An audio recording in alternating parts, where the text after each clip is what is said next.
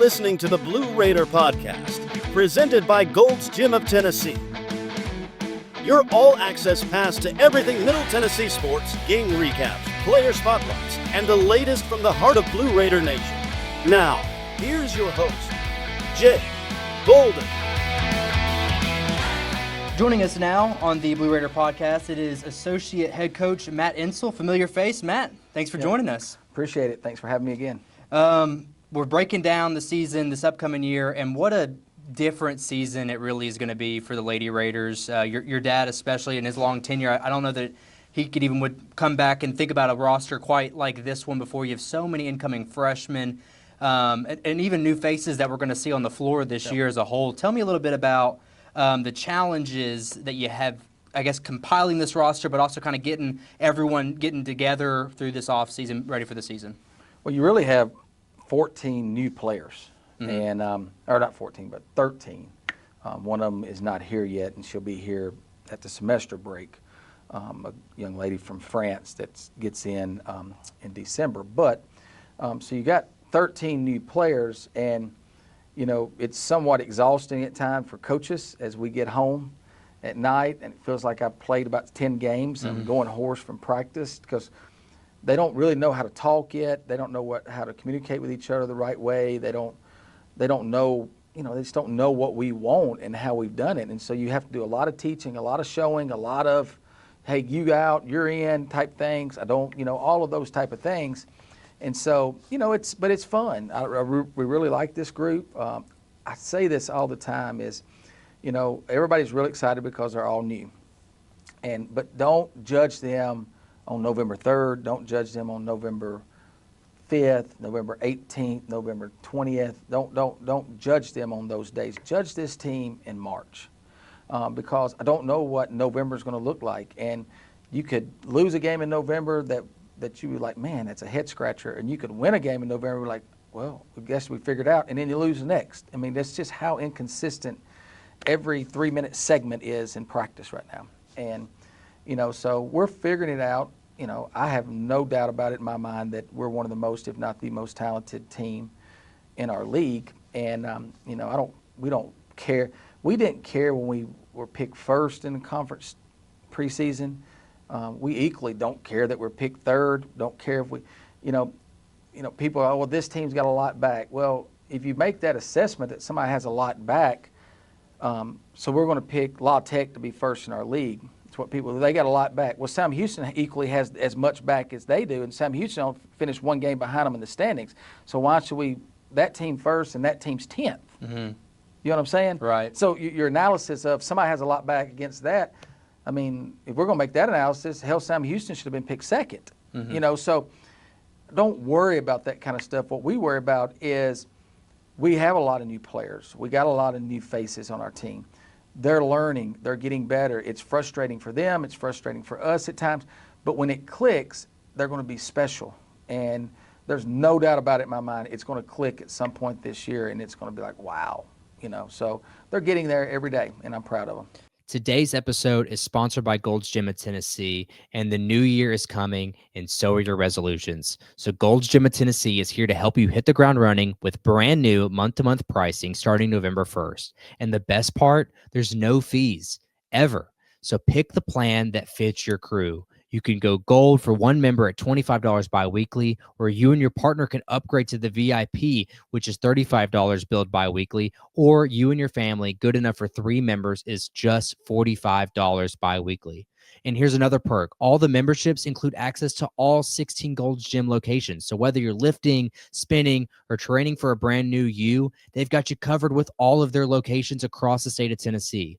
So don't wait for January 1st to start your resolution today. Join online or stop by your local Gold's Gym of Tennessee and kick off the new year with no fees and full access to fitness. Gold's Gym of Tennessee. Stronger starts now.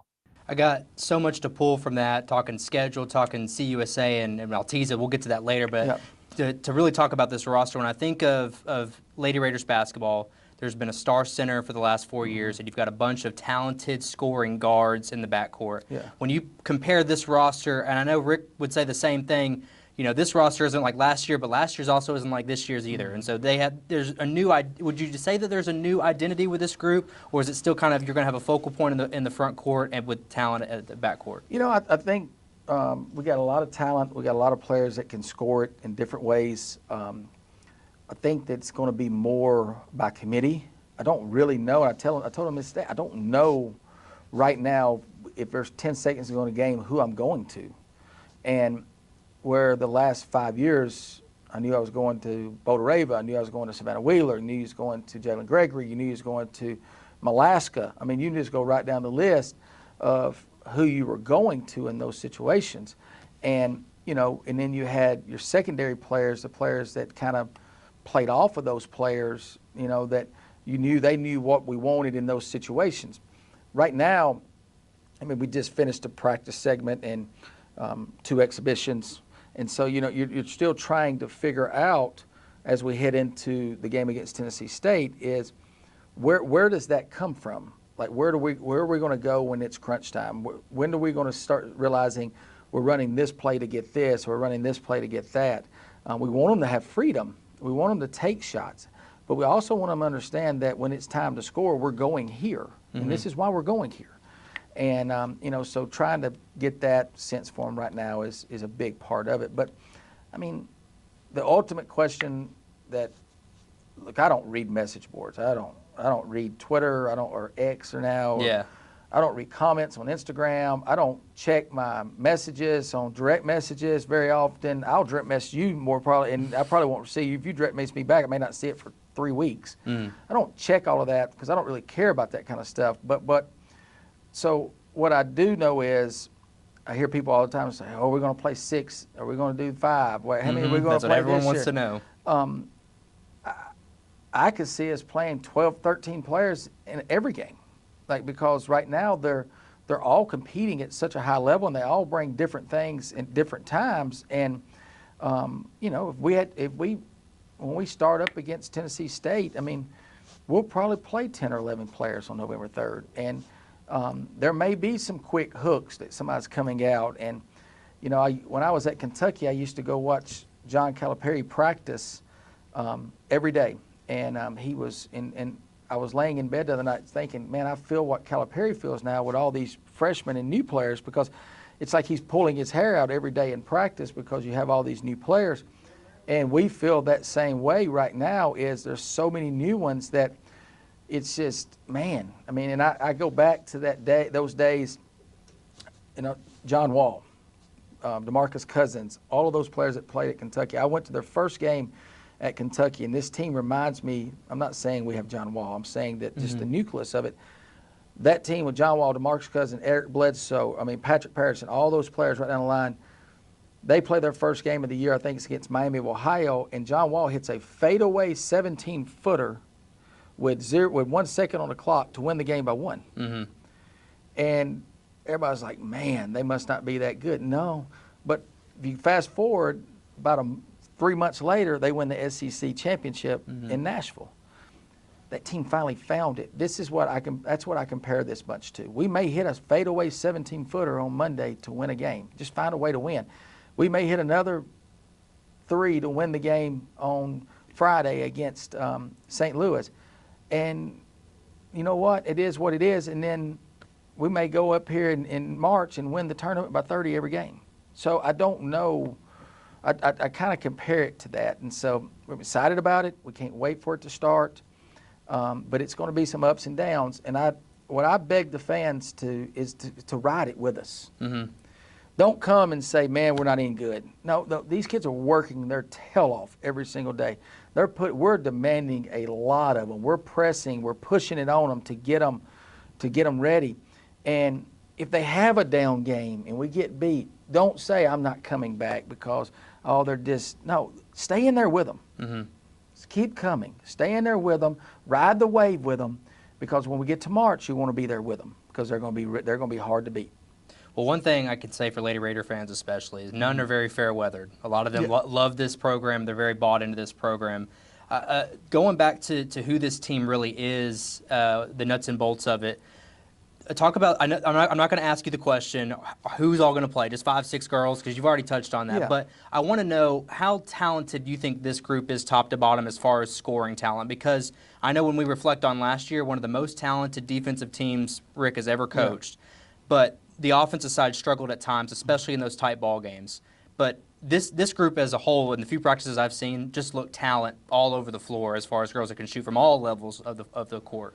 Yeah, I think that when you start, I think that when you look at Yuhan Lin and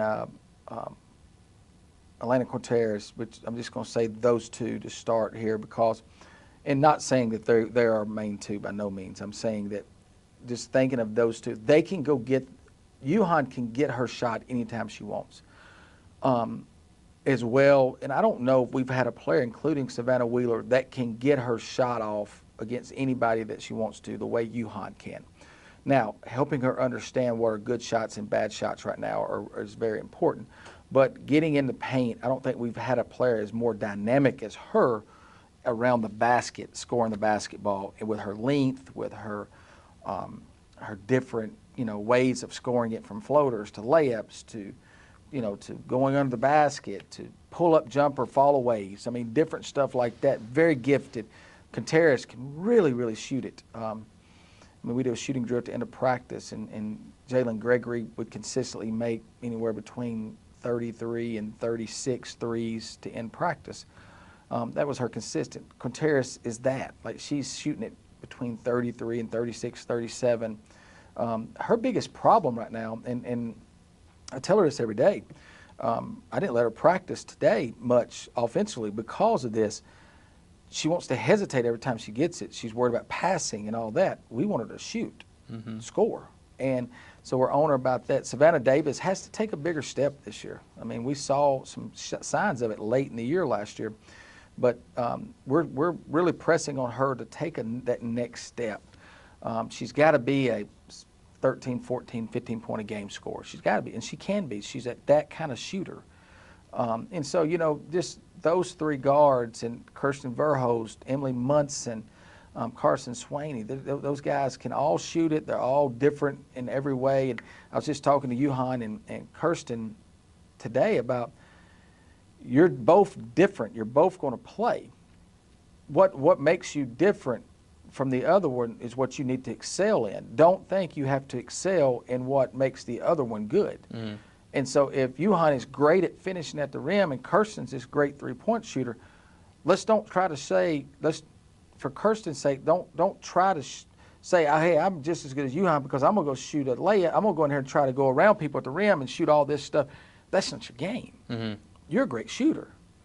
Be great at your game. Where Yuhan, don't think I got to shoot threes off of ball screens because that's what Kirsten does.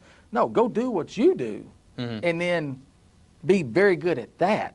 And so we talk to them a lot about that kind of stuff, and that's what we're harping on with them. From post position, all of them are very, very talented. They're young, they're inexperienced, they may lack some physicality. They don't lack want to. They want to do it at a high level. They want to play at a high level at all times. But they where they may lack experience, they don't lack hustle. They don't lack trying to do it at a high level every single day. Do they need to get more physical? Yeah. Do they need to work on their finishes? Yeah. All of that stuff, yeah, they have to do better at. But it's not that they're not trying. You touched on it there with the front court about the talent, and the one name that has been circulating a ton is Nicole coming in from Spain. I know she started at 6'10". The more I talk to her, the more I see her, it's like 6'11". Maybe she's even 7 foot by now. She's a whole head taller than everyone else. But I know that her role is going to be not what we've seen with Boulder Raven. That's something that, again, with the dynamic, the versatility that you have at that position at the 4 and 5 this year that you didn't have last year, is going to allow you to kind of play with those pieces a little bit. Tell me about that front court and kind of how that position might change from what we've seen in the last 4 years with Boulder Raven. Yeah, I mean, when you look at Boulder Raven, her progress from freshman to a senior year, is Nicole Anastasia right now? No. But Anastasia wasn't what she is was last year, that freshman year either. And they're different. Where Anastasia's more athletic and out on the floor, Nicole's more physical on the block. But I say physical, but the one thing that I'm harping on her with right now that we're really, and Coach Hodges and Coach Nina's doing a great job, Tom and Nina's doing a phenomenal job with her, and Tom in particular, of, how to use your body. She's never been taught anything. And no disrespect to her national program and all of that, she's just been 6'10", 6'11", 7 foot, whatever she is her life. We're standing over your hands up. Well, that's not going to get it. You got to be more physical. You got to push on people. You got to grab on people. I told her today in practice, foul. Make the referee not call a foul. Knock the hell out of somebody, not hurt them, but go in and try to block a shot. Be physical and make people think, oh God. But you got to be an enforcer. You have to be physical, and you got to use that in your advantage and not hurting people, but going in and being physical and fouling a little bit, pushing and grabbing, because they're going to push and grab on her. They're going to foul her. They're going to knock the heck out of her. All of those things are going to happen. And so you got to, don't wait till they do it to you. You do it to start. And so we're helping her with that. And she's going to get there. Blair August, Macy Pfeiffer, both are there. But it's a situation right now where I'm having to, and our coaching staff are having to really push them and press them to get it sooner. And it can, if you come to practice, but man, they're hard on them right now. No, we know if they're not there, we're not going to be what we can be, and we can't wait for them to get there. And then all of a sudden we look up and the season's over. We've got to start pressing it, and then. It's not their fault, but they don't have somebody that's played a lot of minutes and that's out there that can show them the way. We're having to show them the way, and that's hard, and that's something that's hard for them right now, but they're getting it. They're going to get there, and they're going to be just fine. Stacy Kaepernick has made a big stride this fall. She's going to be a big part of what we do, and she gets better every day. Gracie Hamby gets better every day. Jenna McClendon was out for about 2 weeks because she broke her nose. She got hit with an elbow in practice, broke her nose. That kind of put her behind, but we're starting to see the last really 2 days where she's come on. It's starting to come back in with her. But missing that time hurt her a little bit, and so we got to really press on her the next week to get her ready for this TSU game. Talked about growing up a little bit there with this group, and this non-conference slate, much like you always put together for them, it's really going to push them. Just some games I'm highlighting on the road at St. Louis this next week. Then you're on the road at Rice. You got Tennessee here at the Murphy Center. You're going. You're taking a flight, going to play Providence. Fingers crossed. You're going to play Mississippi State. You get Belmont back here. We owe them a couple. Memphis at home, on the road at Southern Indiana, and then of course back home at Auburn before you get closer to conference play. All those games as a whole. You talk about it very potentially could be a rough go, but you're putting these girls under high adversity early on in the year to kind of learn who they are. What stretch of games through this non-conference slate do you think you're going to learn the most about them, or do you look forward to the most? Well, I told you before this started that I was going to eat a steak tonight, and you just made my appetite go by naming off all those teams. But, here's what we say this, and it irritates me to no end. And I'm not trying to tell people how to run their program, but we got a lot of people in our league that they're happy that they'd be happy. Okay, we just got to try to win 3 games in March, or they're happy with, and there's a lot of people in this league. They're happy. They're just trying to pad their record. They're putting 2 to 3, and some of them have 4 Division II NAIA schools on their schedule. That tells me when I look at that is that you're really not trying to prepare. You're really not trying to get in that large bid, number one. And that's what we're trying for every day. And I'm talking about the women's teams in our league. You're not trying to get in that large bid, number one, if you're doing that. Number 2 is all you're worried about is a win-loss column. And then here's what all of them's going to say. Well, we can't find home games. Well, great, go on the road. Last year we had 3 non-conference, I think it was, Jake can correct me on this, 3 non-conference home games because we couldn't get people to come here. That's fine. Guess what? We went on the road and played games and learned how to win on the road. And when I look at your schedule and you got 2, 3 Division II NAIA schools, and no disrespect to those schools, but The NCAA don't even credit that with a win, and I don't even know why our conference credits it with a win on their record. I don't even know, because if you look at that and you go to the net ranking, like there's a team in our league that they're saying, well, we won 18 games last year. Well, 3 of them were against Division IIs. I mean, shit, so you won 15 games. Right. And then, so all of that kind of stuff, and you're not really, you don't believe in your team. And if I was a player on that team, if I was a player on one of those teams in our league that do that, besides us and Missouri State, we're the only two that don't do it. The rest of them are playing Division II, Division III teams. And Missouri State are you know what? That's why Missouri State's in the top 50 in the net every year, top 75 in the net, because that's why we're there. It's because we put our teams out there. And does that mean this year we got 12 non-conference home games? Does it mean we're going to go 12-0? I don't know. Does it mean we're going 0-12? Does it mean we're going 1-11? It don't matter, because it's preparing us for what we're about to hit in January, February, March. But I promise you this, we may lose 1 or 2 or whatever, but we're going to be prepared that when we get to where we have to get to. And as this bunch gets older, when they become sophomores, juniors, and seniors, and it becomes like Anastasia was, and Jalen, and Savannah Wheeler, and all them, now you look up playing that tough schedule, and you're 10-2, and you're ranked number whatever, 8 or 18, 19 in the country. Your net is in the top 30. But you know what prepared them for that? Let's go back to Jalen and Anastasia and Blakely's freshman year. They played that kind of schedule. Right. They went 8-4 in the non-conference. Okay. They got it going. They prepared them. They make the NIT Final Four. That's when the NIT was a real tournament. But they made the Final Four of that. Then the next 3 years, they set every record you could set. At Middle Tennessee, they set every record you could set in Conference USA. Well, you know what prepared them for that? That tough schedule.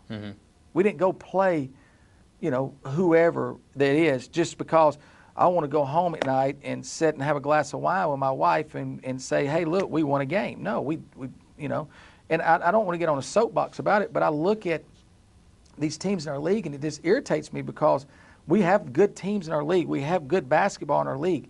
But if you don't put yourself out there to play those games, then don't complain and don't look at us in a conference meeting and say, man, why are we the 11th or why are we the 12th rated league in the country? We're a lot better than that 8th rated league. Well, no, we're not, because you don't play people.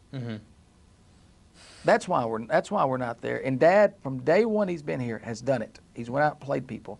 And Dad says this about our conference. Our stats are skewed in our league. And it irritates me. Our players are having to go out of here from day one. Like you just said, we're going on the road to St. Louis. We're playing Tennessee. We're playing Providence, Mississippi State. We're going on the road to Rice. Going on the road to Tennessee Tech that has won the OVC 2 or 3 years in a row. You're going on the road to Southern Indiana. You're going on the road to Wichita State. You're playing Auburn. You're playing Belmont. Our players, we're not playing a Division III school that a kid gets 40 points against. Now, all of a sudden, when they're sending these conference players of the weeks and all that, well, Savannah Davis against Tennessee had 16. Against Providence had 12. So she averaged 14 points for the week. And she don't get player of the week against those two really good competition, but we're going to give it to this kid over here from whatever school it is because she played Division IIIs and averaged 38 a game. That's not fair to Savannah Davis. It cost her a conference player of the week. And we've had that happen to our players, and that irritates us. And Dad has made a big stink with the league. Jake makes a big stink with the league. Gobe about you shouldn't count those games into my stats. And I feel bad for the kids that it happens to on those teams because it's our coaches that do that. Puts them playing against. We're playing Division I. If I wanted to play against NAIA Division IIs, I know I'm on a soapbox about it, but I see this in our conference, and it irritates me when these people do this, and they say, well, I can't find a home game. Well, go on the road and play somebody. Yeah, right. You know what I mean? Right. And so that's kind of my rant right there. And it's Missouri State and Middle don't do that in women's basketball. Well, Missouri State's one that I'm kind of excited to add because now it adds a new juice to Conference USA. Yeah. I mean, on top of what the rivalry between you and Liberty has grown over the last couple of years, but adding them is going to, again, kind of put this league into another bracket, in my opinion. So to kind of expand on what Conference USA is this year, I know the preseason had Louisiana Tech because of the continuity argument that you made, and I make the joke that the last thing Rick Insell and the Lady Raiders need is a chip on their shoulder finishing third in that preseason poll, but when you look at this conference as a whole, all things considered, we'll take the non-conference schedule as its own thing, but what this conference schedule is going to present for you guys, it sounds like you think this is talent can still win a championship. It doesn't matter how this early season goes. This is a championship-winning roster. Yeah, 100%. I think it's a championship-winning roster. It's a roster that we're going to win it. Now, does that mean we win the regular season and we win the tournament? I don't know, but we're going to win the conference. And they know that. That locker room down there knows that. And that's, I think our AD said the other day, like, they voted y'all third. Like, who thought that was a good idea to poke y'all? Right. But I say this, and I really mean this. We don't even look at it. We don't even discuss it. Like, we don't even talk about it. We have yet to talk to our players about it. We've talked to our fans about it. We don't even, like, in the last 2 years when we were picked first by a long shot, the last 3 years, like, we didn't talk about it then either. Our objective is not that. Our objective is how can we get better every single day to put ourselves in a situation to make a run in the NCAA tournament. In the meantime, does that mean we win our league? Yes, we've won it a lot more than everybody else has, and that's fine. I am glad Missouri State's here. I think they have a great program. I think that they've had a great history in their program, and they haven't rested on that, if you understand what I'm saying. There's a lot of people that's had great histories in their programs dating back to the 80s and 90s and all of that. But then they have given to the new way of thinking instead of the old way that their programs were built on. And our program has been built from day one, when Dad was here, before Dad was here with Stephanie Smith, before that with Lewis Bivens. I mean, you just go right down the line. It's been built on going out and playing the very, very best and not giving to I want to get this record, or I want to get that. Missouri State is like that. They haven't given. I've watched them from afar in the Missouri Valley. They compete. They go out and play good teams. I think they're going to the Bahamas or Naples or Bahamas or Fort Myers, one of the two at Thanksgiving. I saw their name playing against some high-level teams there. They haven't given to that. Beth does a great job there. Are we excited about them being in the league? Absolutely. You add them in here with us and Liberty and Western. Right. A pretty dang got a good top half. That's a good core right there. And it's tradition-rich core. And of the one thing that I'll tell you, like, Western lost everything too. They're going to have a whole new roster. But he's proven that he can go put another roster up together and get on the floor and be competitive. Liberty lost everything. They've proven that they can get another roster and get out there. Missouri State lost everything. She's proven that she can put a roster together. We've proven that we can put a roster together that's going to be competitive on the floor. And we're going to do that. And if we didn't think we could do that, then we wouldn't be sitting here as confident as we are. But I say, and I want to continue to reiterate this, is stay there with us in this roller coaster ride. Don't get down. Don't get to looking and say, man, we're not even good this year. Or, God, this is not a good. We're good. We're really good. We're going to be special by the time the year's over. Just hang in there with us on the roller coaster ride of it. And this is kind of a new norm. And you're going to lose players. Players are going to go in the portal. They're going to go and chase money. They're going to do different things like that. You're going to have some that are loyal, that want to stay. We just got a commitment from a player that's one of the top 100 players in the country, and I can't say her name. But she sat down in my office and was talking to my dad and I and Kim and Nina and Tom, and she's sitting there talking to us. And she said, you know what's different about you guys and everybody else? And then this is a kid that's ranked 72nd in the country or whatever it is. So ESPN has her ranked pretty high, I don't know. What makes you guys different than every other school recruiting? I mean, she has a lot of power. She had several Power Fours on her. She had several of the, Big East and all these programs are on her, the Americans and all the top level programs. What makes you guys different than everybody else that I've talked to is y'all have talked to me about a 4-year plan. Everybody else is talking to me about, hey, you're going to leave we're going to get you ready and you're going to leave in a year and you can go make money, or leave in 2 years and you can go make money at this place or that place. I don't really want to do that. I want somewhere that's want to invest in me for 4 years and let's get this thing right. And I want to develop and I want to get better and I want to leave here a Hall of Famer. And that was pretty special, and that's one of the reasons why she ended up coming here. And that's a pretty special situation because you don't see that very often. You see a lot of players that run from that. She didn't want to run for that. She said, I want to embrace it. Now, we'll have some that do want to come here for a year or two, but we're never going to talk to them about a year or two. We're going to talk to them about a 4-year plan and how you're going to be here for 4 years, and this is what you're going to do. And if they decide to leave within a year or so, you know what? I'll hug you and tell you I love you, and we'll follow you. I'll watch one of our former players playing an exhibition game today. And I wish she was still on my team, but I'm proud of her. I'm proud of what Tamia Scott did right here at Middle Tennessee. I'm proud of what she accomplished right here.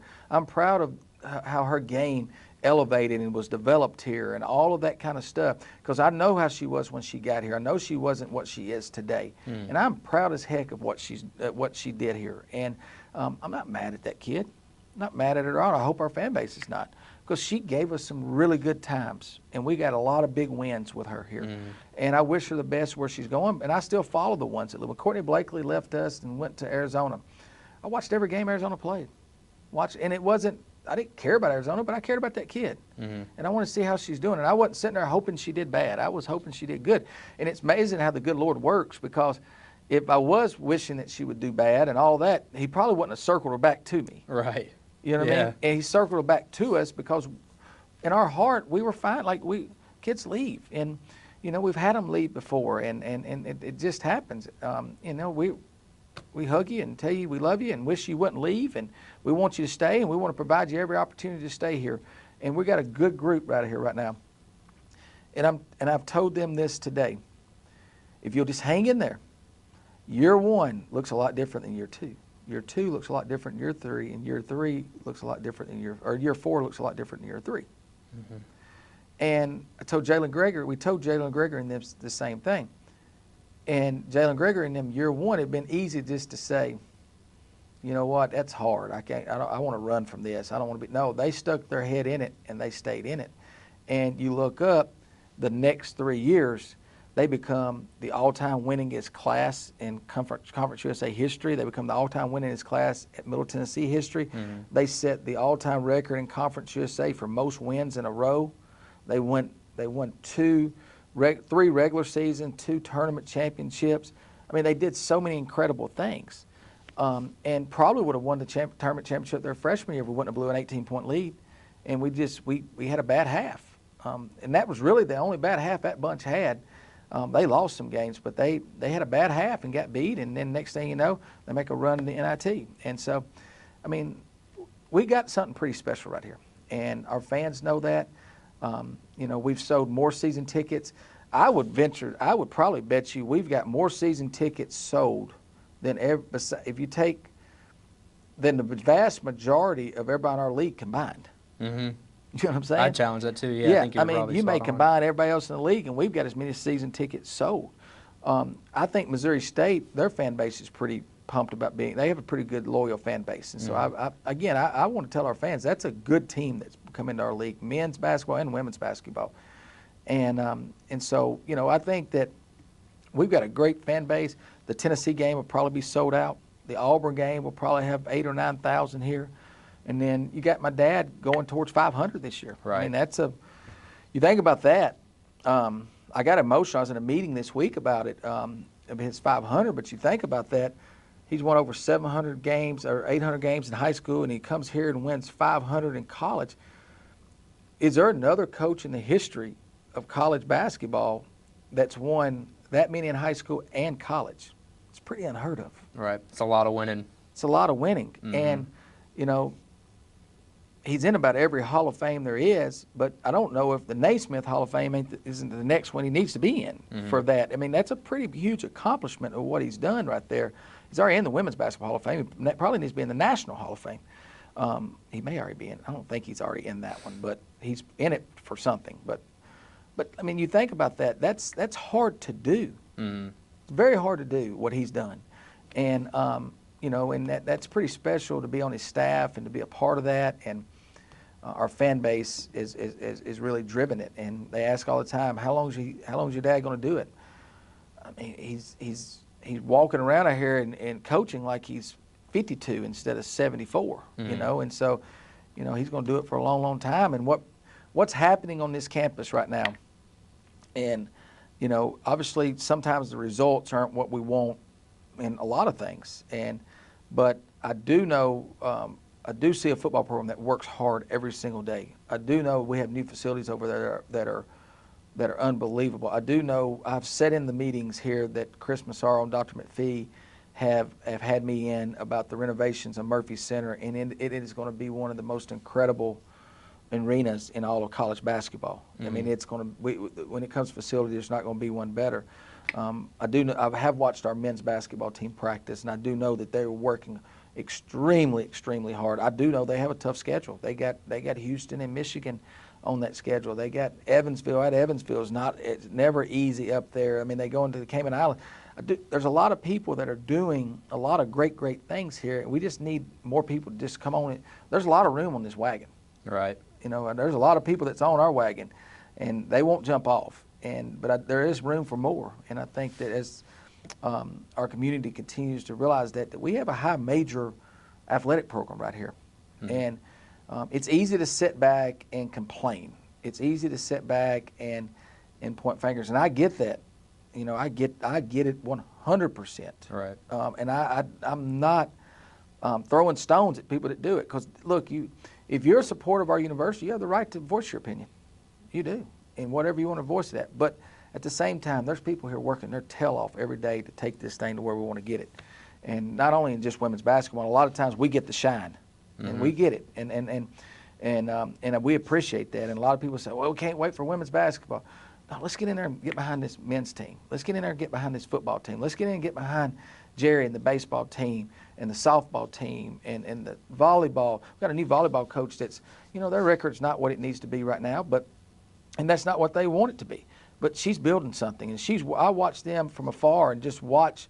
I was over there yesterday just watching them practice and just standing in the doorway and just saw the intensity and the passion and that they've got over there. That excited me to say, you know what, I'm going to come watch Friday night. I'm going to be there to watch them, because they brought that passion and that intensity. And I love Middle Tennessee. My family loves it. I graduated from here. My dad graduated from here. My brothers graduated from here. And I think that this athletic program in 10 years is going to be places that people didn't even think there was a chance for it to be. Now, my son is a diehard Middle Tennessee athletic fan. He lives and dies by every football play, every men's basketball play, women's basketball, and that's something I'm proud of. I'm proud of. He's not a University of Tennessee fan. He lives in Murfreesboro. Right. It irritates him when he goes to school. He comes home and he tells me, Dad, this guy had an orange shirt on at our school. What is wrong with him? And I was like, you know, that's what we need to be racing them like right there. That's you do this. I mean, it'd be easy for you to say, you know what, I'm gonna go up here to Knoxville. I could be a podcast person in Knoxville, and you could get all and you know all that kind of stuff. No, you're invested right here. You went to school here. You're invested, and we got to get everybody that comes to school here and all that. Just stay invested in this thing, and let's take this to where we want to get to. And just if you don't have the passion for it, come see me. I'll share a bunch of it with you. I got it. This place.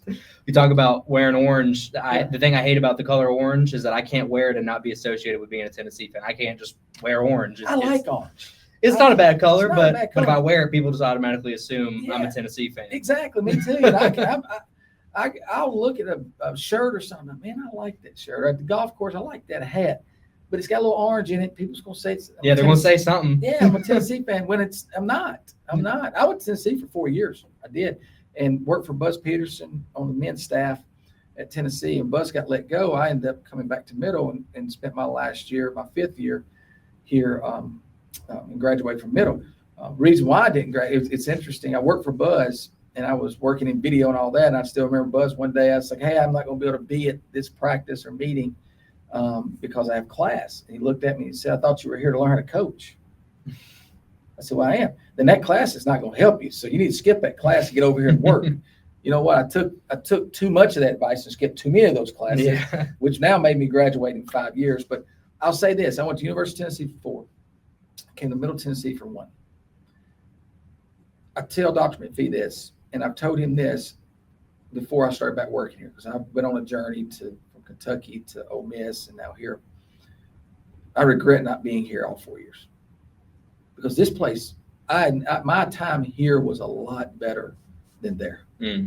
And I have no disrespect towards that place up there. I hope they win every game except when they play us.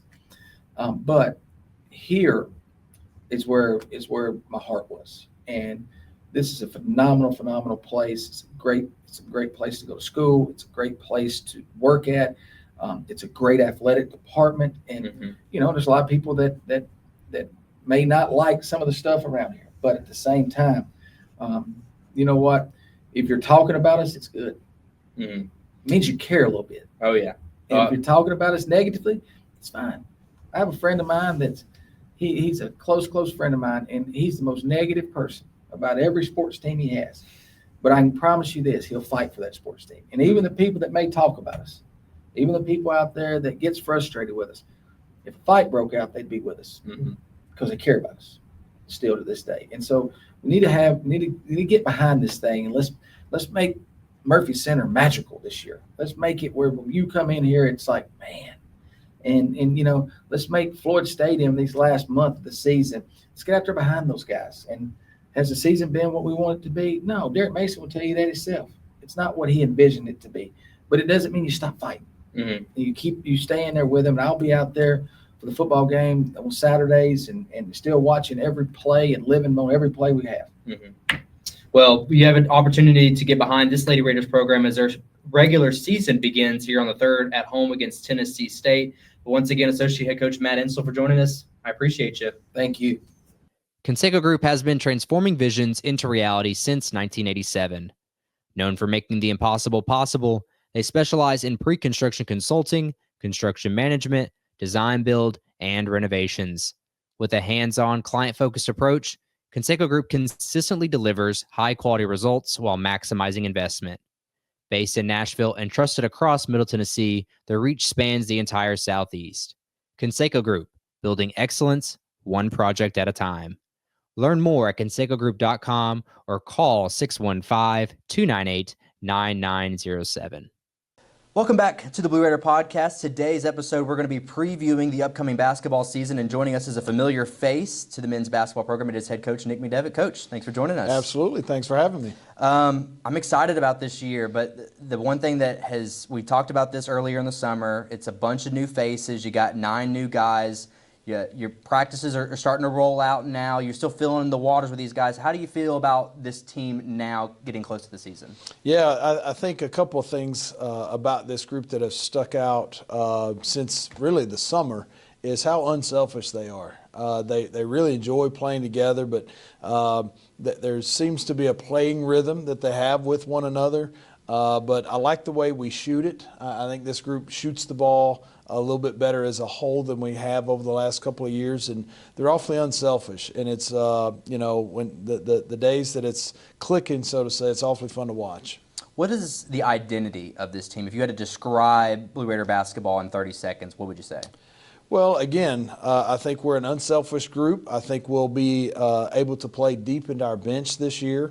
So hopefully we can get back to pressing a little bit more than we have over the last couple of years. But I think we should be an up-tempo team on both sides of the ball, one that tries to force the pace a little bit as a defensive team, one that tries to force the pace and play up-tempo on the offensive side. And, again, I think we're an unselfish group that as a whole can shoot it. And, hopefully it ends up being a fun style to play for our players, but also a fun style to coach and a fun style to watch as a fan. I know I ask this question a lot, and maybe in different ways every time we do this interview, but do you feel the roster style or the play style that you're coaching has transferred a lot from your years here at MTSU, maybe back to like your Asheville days where there's a lot more, as you said, more tempo, a lot more scoring happens, where in conference you say there's a lot more defense? Do you find that your style has changed over time?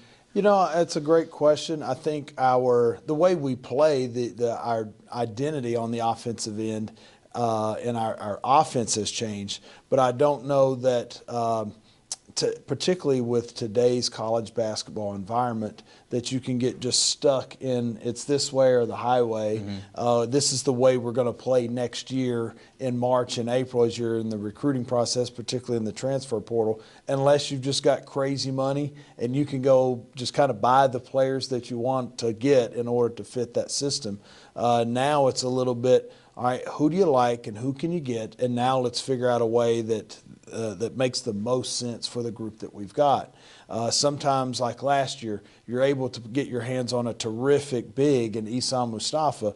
Well, that may not be the case the next year. You may not be able to get a big that you're wanting to just pound the ball inside and can expect almost a double-double from him every night. Chris Loof has had a terrific preseason, but he's a very different big than Isam. And so you've got to run things that suit Chris Loof, but also last year you've got to have an open mind and run some things that work for Isam. Those may be two very different things. Same with Justin Porter. You know, he's a 6-foot, really speedy, dynamic two-guard. Some of the guys in the backcourt that we have this year are very different than JP. That doesn't necessarily mean that we won't run some of the same actions to get some of the same shots, but maybe, you know, the things that work for him a year later may not work for the two-guard that you have on that team. So it just really depends on what's the makeup of that year's roster. Conference USA is unique in that regard because very few teams have continuity. Some of the best players get shipped off, go somewhere else. I guess I'm going to get ahead of myself before we start previewing Conference USA. Do you think you have a level of advantage because of the starting five rotating quite a bit this year? Yeah, I think for one, you know, you kind of look at us and think there's almost two returning starters in Kamari Lands and Torrey Austin. Obviously, Kamari was starting early. He gets hurt. Torrey starts late. This year, you know, I'd foresee that both of those guys are out there a lot together this year.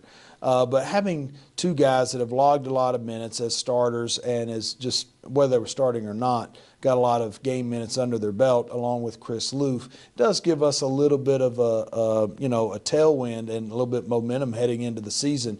There's some others that are enjoying that as well. You look at what Liberty has returning. Right. Kennesaw State, although they lost Adrian Woolley, they've got Simeon Cottle back. Lou is back.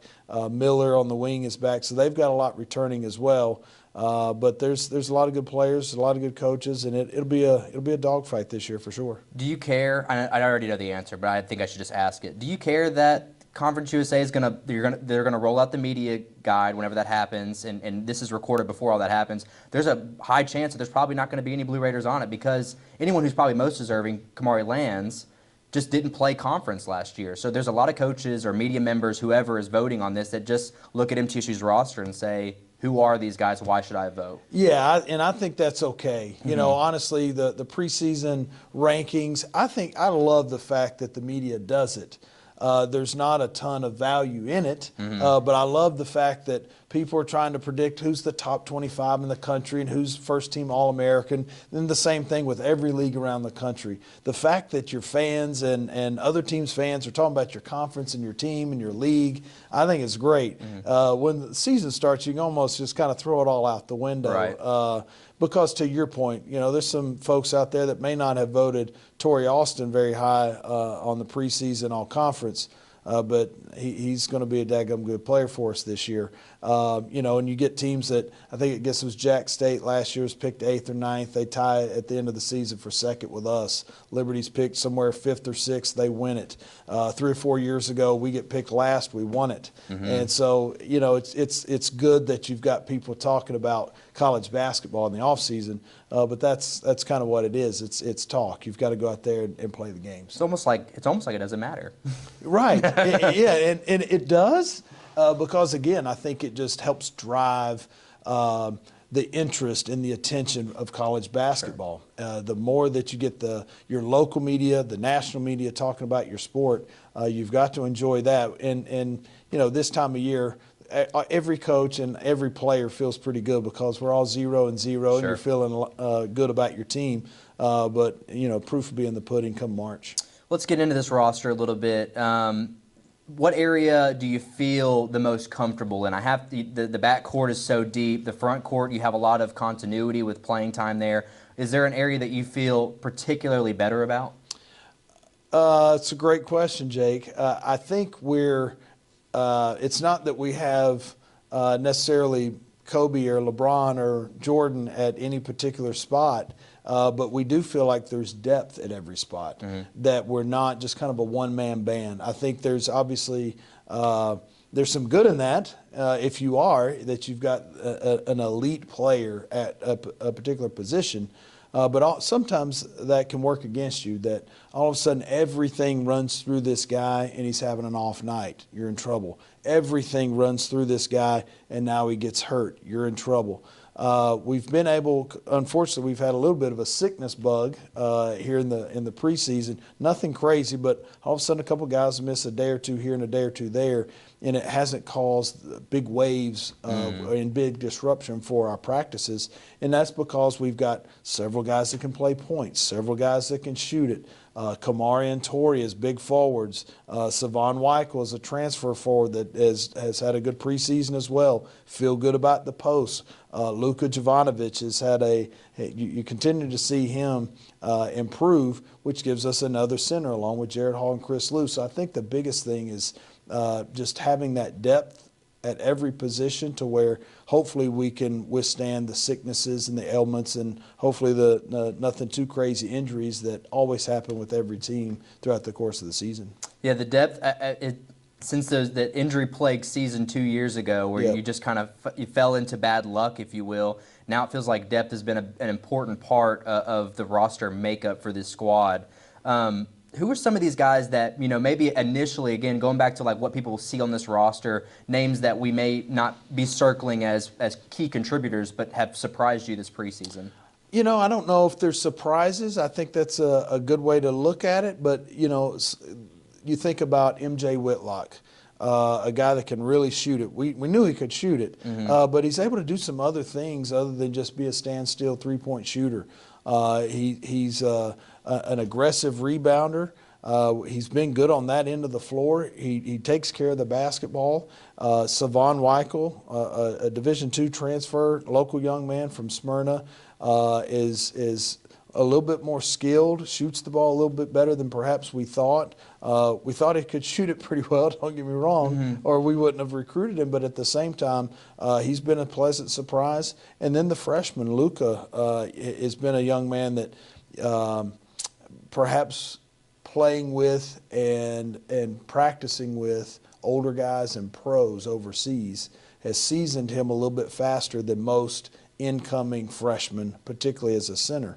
And so all of a sudden you start seeing a little bit of depth at different spots that we might not have thought we had. And then we've moved Jared Hall. Jared Hall's gone from playing mostly at the forward position to playing center, mainly because he's bulked up, gotten a little bit bigger, a little heavier, a little stronger, and now you've got a kind of a pick-and-pop skilled five. So it's allowed us to play with our lineup a little bit and have a good preseason. I'm glad you bring up the center position because of how much that is going to change. We've seen, like you talked about, the likes of Esom in years past, a bruiser down low, if you will. To lighthearted break here in this, do you know who your top 2 3-point shooters were last year? Yes. I mean, not quantity, but I just mean, I bring this up because I was looking to dig into some numbers and stuff, and the joke, because he knows where it's going. Esom, 5 of 11. Don't tell him that. Well, it's over with now. He made a couple late in the season that were big ones. Huge, for us. absolutely. Huge. And, we used to have fun a lot about his ability to make shots from the outside. I guess his previous coaches just didn't want him doing it. And then when he was here, he's so effective down low. He just didn't do it a lot for us. But he was a pretty skilled big fella. But he's also a little bit of an old school, a throwback five. He was more comfortable down there on that block, could rebound the mess out of it, was a terrific player. And as we were talking about earlier, Chris Loof is a very different kind of player. Bigger but more mobile. It's hard to expect anybody to come in and pick up where Esom left off and average a double-double. But Chris does allow us to do some other things offensively, particularly that perhaps Esom didn't. Esom was a terrific defensive big, mainly because he was such a good defensive rebounder. I mean, you got to have somebody that ends the other team's offensive possession. Well, that comes with a defensive rebound, and Esom was great at that. Chris is so good in ball screen coverage, is a rim protector, so a different kind of defensive threat, but a good player in his own right. I guess where I'm leading into that, and you touched on Chris there, but even Luka, I know a lot of work with Coach Bone. I see on social media, especially these guys working on that deep shot. The ability to get these guys, one, to get out on the wing, space the floor a lot for you, but even Jared Hall, a guy who in his limited playing time shot the ball great. Can we kind of expect maybe a smaller lineup at times with someone like Jared who can really speed the game up? Yes, you can. And mainly because of he's strong enough, he being Jared, strong enough to guard a lot of fives because of his added weight and strength. But also on the other end, they've got to guard him too. But where you do have perhaps a size advantage with some lineups is when Kamari's at the 3 and Torrey's at the 4. We may not have the size advantage at the 5, but we should at the 3 and the 4 with those particular lineups. So you just don't want to look out there and say that we're the smallest guy on the floor at all 5 spots. It's okay to be a little bit smaller at a spot or two. You just can't be smaller 1, 2, 3, 4, and 5. Right. Unless you're so offensively skilled and fast that it doesn't matter. You're going to score 85 points a game because of the way you shoot it and how fast you are. Because at that point, when you are that small, you're susceptible to easy twos, offensive rebounds. You're not going to block very many shots. Well, if you're going to shoot 40% from 3 as a team, well, you can do the math. You're giving up twos, but you're making threes. There aren't very many teams that are that good and that skilled. And so you just don't want to look out there and find yourself at a size disadvantage at every spot. And Jared will be at times on his end at a size disadvantage, but hopefully we got that covered in some other spots. Well, you put it well there, because when I say small ball, maybe, and again, maybe that's just a blanket term that people might look at and say you're small everywhere, but maybe just at the 5, because at positional length, I think this roster is made up perfectly for that. Even Carter or Smith at the 1 are still great size, and even I'm going to say Trey Green, a guy on the wing who is undersized guard, but he's guarded the likes of guys 6-7 inches bigger than him. So I think playing your size is a big part of that. And another guy I will point fingers at is Kamari Land, something that early on a lot of us on the outside in media were talking about. He just kind of plays a little bit small. But we kind of, especially there at the Tennessee game before he goes down with an injury, he kind of grown into that frame. He was playing that size not on the offensive end because he's never seen a three-point shot he didn't like, but on the defensive side of the ball, I mean, he's in there, his nose is in there, and I don't know if that's Esam rubbing off on him, the value of a defensive rebound, but that was promising to say the least. For sure. And then you talk about as well somebody like Alec Oglesby. Yeah. That Jared may be at a little bit of a disadvantage at the 5, and that's usually, to your point, what a lot of folks refer to as small ball. You think about like in the NBA, the Golden State Warriors, Draymond Green playing at the 5. Yes, he's small at his spot, but you look at Klay Thompson and when he was with the Warriors, the size that they had elsewhere, they weren't small at all 5 spots. And that'll be what you see with us at times is Jared Hall may be a little bit smaller than the guy across from him, but at the same time, you could look out there and see Alec Oglesby at 6'5", 210 at the 2. And Kamari Lands at 6'8", 230 at the 3. Right. Torrey Austin at 6'9", 215 at the 4. Well, you're not small. And so if those guys can play well together and then you sub in the 6'11", Chris Loof, and Torrey Austin is out and Kamari Lands goes to the 4 and here comes M.J. Whitlock in as a shooter. Yeah, you've lost some size in the backcourt, but you gained it with Chris Loof in the front court. So it just allows us to do some different things. I just think the lineup has offered you so many tools you can play with, and again, the depth has been a big part. But lastly, schedule at Evansville, at Michigan. I guess you owe Dusty, and you're going to haunt Yaxel for another year. You go to the Cayman Islands. You got Murray State, George Washington, McNeese State. You come home. You got UAB and Belmont. Oh, by the way, here's a top Conference USA, Kennesaw State in the middle of December. Good luck. And then you're on the road at Houston before New Year's. Brutal. You've got a few non-D1s mixed in there, but like that's just a bruiser of a schedule. It's a bruiser. I guess what I want to get at is what stretch do you look at, you circle and say this is where I'm going to learn the most about my team? Because Michigan, Houston, those are tough matchups, but you've got to measure up against those kind of teams and put yourself in those environments, as you said in our summer series episode. But I guess what stretch of this schedule do you feel like I'm going to learn the most about them? Yeah, there's a lot of tough stretches in there. Yeah, yes. Last year I think when we went to Myrtle Beach and played in the Myrtle Beach tournament, and then shortly thereafter were able to go to UAB and play, and went 3-1 in a stretch with wins over Ohio, South Florida, UAB, and the championship loss in the MTE against Bradley, albeit in a close game. That was a stretch where we felt like, all right, we can play good teams in neutral sites and good teams on the road and go win. And that's when we learned, okay, as long as we keep on this trajectory, stay healthy, I don't know where this will land over the next 2 or 3 months, but we're going to be in good shape. I think that'll be a little bit of the same this year. Before we go down to the Caymans, we've got Michigan. And then you go play 3 teams that'll be predicted to finish at the top of their leagues in Murray and George Washington and McNeese, and then come home and play UAB and Belmont here. And so that's a really tough stretch. But so are a lot of stretches in conference play. We've got a stretch where we play 4 straight on the road. We're the only team in Conference USA, by the way, that has such a stretch. We also have a completely different stretch where 4 of 5 are on the road. And the only home game, we come home to play Missouri State and then head right back out. The only team in the league that has 2 such stretches. So we've got some tough stretches even when Conference USA rolls around. So it'll be good to see what we've got early. It is a tough schedule, one of the toughest we've had, if not the toughest since I've been here.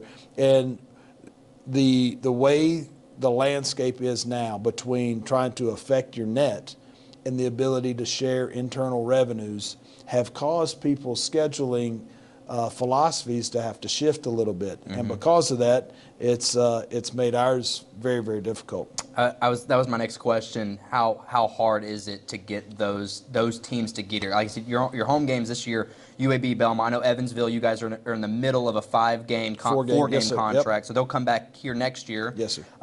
But I mean, you have to go to the Cayman Islands to play teams that are G5. I'm going to say G5 is a football term, but mid-major schools that are, again, going to help benefit your net. Is that just becoming increasingly more and more difficult every year? Great question, Jake. I'll take it a step back.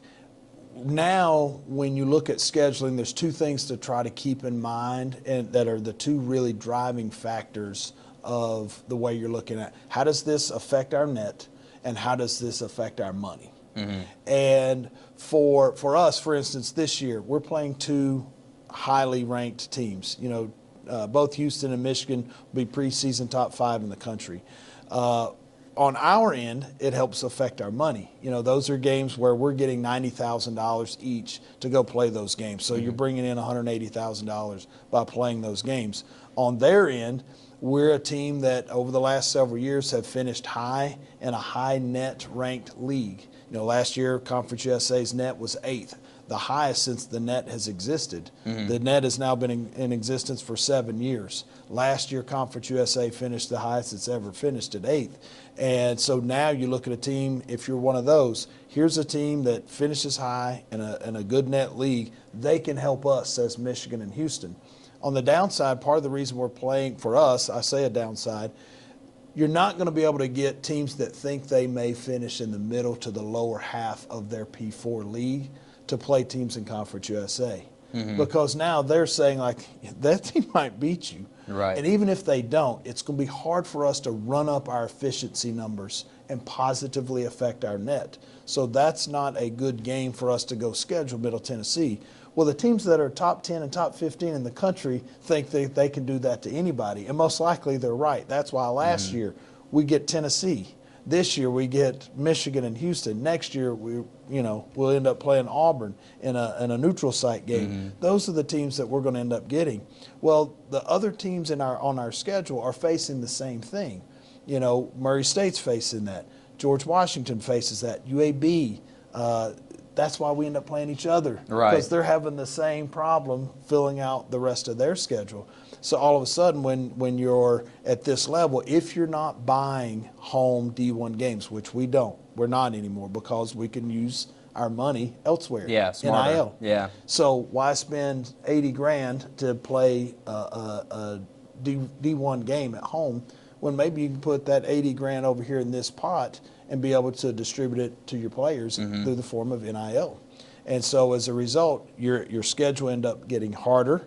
And that's why you look at ours now and you're like, man, there's a lot of tough stretches here. It's so much more than just surface level stuff is why I like asking that question. Because people might look at it and say, oh, you're playing 3 non-D1s. And it's like, well, there's just a better use of our time and money for that matter. Like, I think playing those games are valuable, especially early in the year. You got 2 non-D1 opponents you're going to be playing that I would much rather be playing that game and then go to Evansville and then go to Michigan. There's no question. And until there's a different formula, then it incentivizes playing those games, because those games for us don't cost very much. You know, we can pay $10,000 or $12,000 to get 3 games. Give this team $4,000, then $4,000. You've got 3 home games. Plus, the non-ones do not affect your net at all. So if you think about it from a net standpoint, that's the money side. From a net standpoint, you can get halfway through your non-conference schedule, and you should have positively affected your net if you're Middle Tennessee. Here's 3 non-ones that don't affect the net at all. And here we're playing a couple of teams that they're going to end up being one of the top 5, 10, 15 teams in the country in Houston and Michigan. As long as you don't get beat by 60, then your net still good, you're still good. All right, we've only got 5 or 6 other non-conference games.